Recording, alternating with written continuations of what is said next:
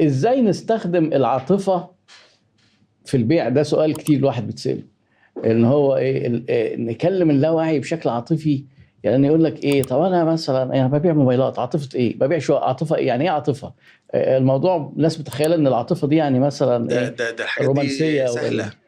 حلو في قوي. حاجات صعبه جدا. انا ببيع مثلا مراتب لتاجر جمله.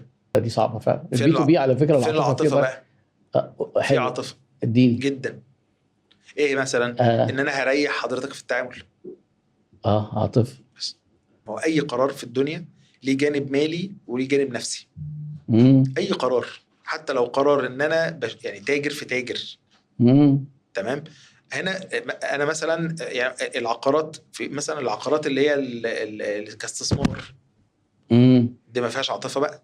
يعني لو السكن اقعد العب والون واولادي وحياتي ومستواي الاجتماعي، لكن الاستثمار ما فيهاش عاطفه خالص اهي. ايوه.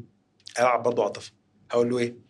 هقول لحضرتك على حاجه. هل هتحب انك انت تشتري شقه وتلاقي ان الناس اللي بتيجي عشان تأجرها منك قليلين جدا، ولا تلاقيهم واقفين طابور عشان يأجروا منك؟ امم هذه عاطفه امم وده مالي.